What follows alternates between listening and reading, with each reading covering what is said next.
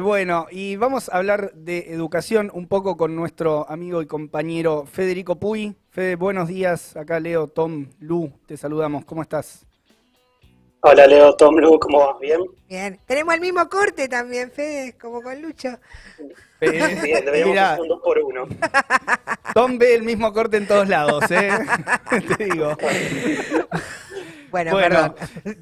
¿de qué vamos a hablar hoy, Fede? ¿Qué pasa? Contenidos en la escuela pública.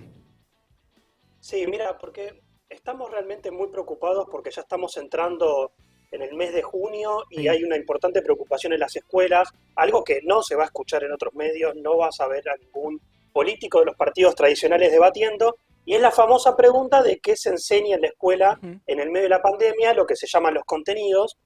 Y pensando en esto, justo ayer llegó un audio de un estudiante secundario de mi escuela que están haciendo virtualidad y nos mandaba este audio que con mucha ironía, pero yo creo que también tenía mucha bronca y nos abrió un montón de interrogantes que decía, profe, ¿está bien que me llenen, por ejemplo, de tareas de matemáticas como si no pasara nada? Justo ayer despidieron a mi viejo. Che, no tengo ganas de hacer todo esto que me piden. Entre muchas cosas que decía ese audio Ujú. que no vamos a reproducir, pero nos decía, ¿cómo resuelvo esto? No tengo internet, es mucho. Y en la primaria también lo escuchamos, cuándo me toca mi burbuja, qué es lo que tenía que hacer, qué es lo de matemáticas. Y todo esto nos hace pensar y repensar y preguntarnos cuál es el contenido que enseñamos en el medio de esta situación. Estamos compartiendo experiencias, hay diálogos entre los estudiantes y los docentes, es posible a la distancia, en las burbujas, instrucción y educación son lo mismo, hay realmente aprendizaje significativo durante esta situación de emergencia y justo en estos días tenemos tres noticias muy importantes que llegaron a las escuelas. Uno, nos bajaron del ministerio, cual meritócratas, como vas a plantear vos, Tom, Sí. después, cuáles son los núcleos de aprendizaje prioritarios, o sea, esas cosas que no se te tienen que escapar a los docentes en las escuelas, o sea, hay un montón de contenidos que salen por fuera de lo que ¿Eso se como debería objetivo enseñar. para el año, Fede? ¿Como objetivo para este Claro, año? o sea, cómo van a terminar el año y con los contenidos básicos. Eso es lo Claro. que te piden los gobiernos. Y justo cuando llega esto, también nos mandan unas pruebas para tercer grado, yo estoy en tercer grado en este año, con unas evaluaciones que son estandarizadas, son para todos los tercer grados por igual, como si no hubiese diferentes situaciones en los chicos, en las familias, en los barrios, en diferentes provincias, junto con una noticia que es ya terrible y por la cual me comprometo a preparar una nueva columna para la próxima, que es que clausuraron la inscripción a a los profesorados de formación docente. Entonces, burócratas de todo tipo y color te bajan la posta de cuáles son los contenidos y nunca pisaron ellos una escuela ni saben cuáles son las necesidades de los chicos. Claro, claro. Y si vemos, por ejemplo, bueno, políticos, gobiernos de todo tipo dejan hablar de cuánto les importa la educación, ¿no? ¿Qué lógica tiene esta bajada de contenidos que vos planteás? O sea, ¿a qué responde esa definición que hicieron de estos contenidos en particular?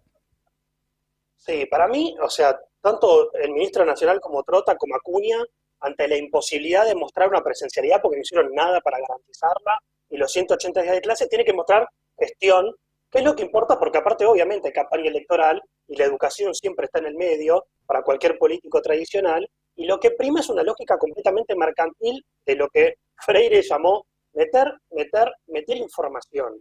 Miren todo lo que hicimos, el gobierno se ocupó. Luego vienen estas pruebas estandarizadas y te dicen, los resultados son malísimos, la escuela está en crisis, ¿quiénes son los responsables? Familias y docentes, una vieja fórmula de todos los gobiernos ya conocida. Pero para nosotros, no para esos funcionarios, creo que tenemos que parar un poco la pelota, hacer una reflexión más profunda y donde para nosotros enseñanza y educación, por ejemplo, no son necesariamente lo mismo. Nosotros entendemos por enseñanza como la transmisión del conocimiento ya definido por el maestro al alumno. Pero para nosotros la educación es un proceso creador, muy diferente a esto que estamos viviendo.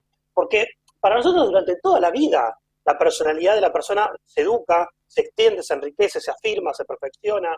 Y las familias trabajadoras, la juventud, tienen grandes deseos de aprender a leer, escribir, iniciarse en artes, en ciencia, en culturas, en deportes.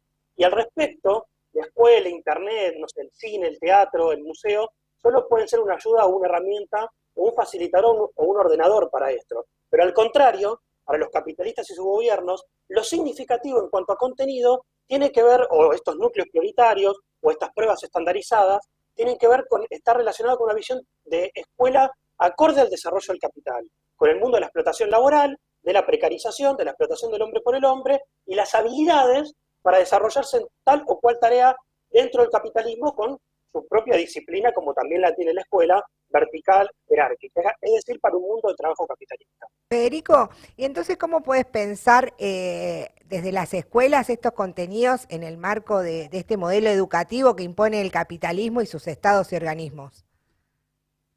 Mira, para mí hay que debatir mucho esto y es lo que no se debate y tenemos que tomar el guante nosotros. No hay educación crítica liberadora si no partimos primero de considerar, por ejemplo, a las y los estudiantes, a sus familias, como sujetos que tienen conocimientos, experiencias de vida, que están atravesando por una situación particular y también una cultura determinada. Pero, por ejemplo, hoy, ¿no tendría que ser la escuela un gran lugar de divulgación masiva científica? No la de los laboratorios ante la pandemia y sus diferentes intencionadas interpretaciones. Sigue habiendo muchos debates, por ejemplo, y peleas ideológicas por la educación sexual integral. ¿No podríamos estar debatiendo que los sistemas de salud están totalmente colapsados por una política neoliberal? Se debería discutir, por ejemplo, en las escuelas las condiciones de vida de los propios estudiantes. ¿Hay que enseñar que los argentinos venimos de los barcos o enseñamos las luchas de los pueblos y las comunidades originarias por su autodeterminación? ¿Qué pensará Samba, ¿no? Con respecto a todo esto y por la consigna del día. Claro. Pero yendo más a fondo, yo creo que no es posible entender, aprender sin desafíos, sin conflictos. Piaget, Vygotsky y otros tantos nos responden siempre que no, que acordamos que en la centralidad del conflicto está el motor del aprendizaje. Y nuestro debate, nuestro contrapunto y propuesta es que mientras luchamos con las familias, nos organizamos en los comités en los barrios, un poco en mi experiencia, que estoy organizado, por ejemplo, en los comités de Barracas, pero hay comités en Lugano, Bajo Flores, tomar este debate. Creemos que con más y mejor educación obviamente no alcanza para la conquista de otra sociedad sin explotación ni opresión. Pero tenemos la necesidad de pensar la educación no escindida, sino como parte de un sistema capitalista que es necesario desnudarlo. Docentes, estudiantes, tenemos que debatir contenidos, métodos, maneras de escaparnos a este control estatal de los capitalistas y pelear contra el Estado y los capitalistas, exigir todos los insumos, mayor nivel de tecnología, pero los contenidos y ese aprendizaje significativo. Una tarea que es preparar las condiciones para unir y pensar el cuestionamiento de la sociedad de clases escolares, la regimentación de la escuela y sus valores, al cuestionamiento de las clases sociales, y esto es lo que decía Vygotsky, no ser solamente maestros, sino ser constructores de esta perspectiva pedagógica crítica como parte de un proyecto radical de transformación de la sociedad. Buenísimo, Fede. Estás arma debate ahí en el chat, está Fede. en el chat ahí Federico Puy, miembro militante también de la agrupación 9 de abril y delegado de UTE Cetera, acá en la capital, en la ciudad de Buenos Aires, que preguntaban también en el chat de dónde eras. Te mandamos un... Bueno, ahí me puedo meter en el chat cuando lo vea, que estoy con el Ahí ya cerrado. Ya hemos respondido. Te mandamos un abrazo, Fede. Nos vemos en la próxima. Un abrazo. Hasta luego. Hasta luego.